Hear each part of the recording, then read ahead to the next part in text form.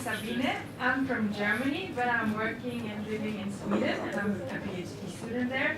And maybe there were already some people from Sweden, but maybe to keep in mind it's not Switzerland. So it's Sweden. We're far in the north in Europe, up here, marked with black. And so what I'm going to talk about, or I had the title of my talk was, did you know that moose like candy? And I'm going to explain what I mean by that, because you might wonder, animals, they don't eat sweets. So in Sweden we have I'm working with 4 different kind of deer species, which we also saw earlier today, some of you. So we have the moose, that's the biggest one, we call it the king of the forest. And then we have the red deer, the fallow deer, and the roe deer. Exactly. And those 4 species, they occur in the forest in Sweden. But of course, a forest in Sweden looks completely different than what it looks here, for example, in South Africa. One of the main tree species we have in Sweden is the pine tree, which you can see a young tree over here, to give you an idea of how it looks like. So it's also a tree with needles, and it doesn't have leaves, so it looks the whole year round like this. And the forest in Sweden is also managed completely different, maybe what you're used to from your own country or from here. And that's usually, Sweden is a country where forest is very important. It has a high economic value, and that's where a lot of money comes from, what people earn money with. So these tree stands is usually that they're planted with young trees, and then they grow all together in the same height. Very basic explanation.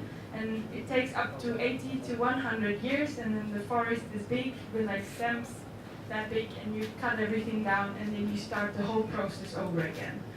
And what the problem is in this, that all trees have the same height, or the planted trees, like this pine tree.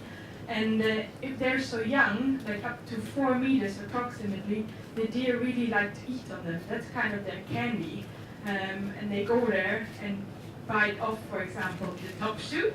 So that's one kind of damage they cause if this top shoot here is bitten. Another damage they cause is that they can break the stem, which you can see on the next picture.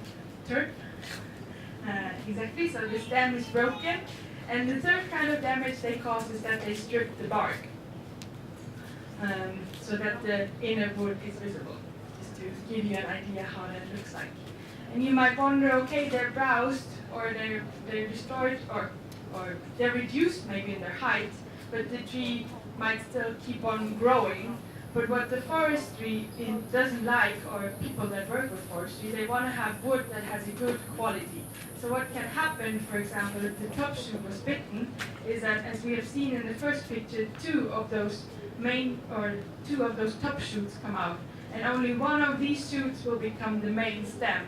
So this means that the tree doesn't have the perfect straight structure as one would have liked to have, but it has a slight twist in its shape. Exactly, and that's where my research comes in. So I looked at factors like how many animals are there from each species, how do they influence themselves or each other, and how that causes damage. And also looking at other factors. In Sweden we have a lot of snow, so the field layer is covered. So I'm looking also at food availability, how much food is there for them to eat, and if different availability factors influence the degree of damage.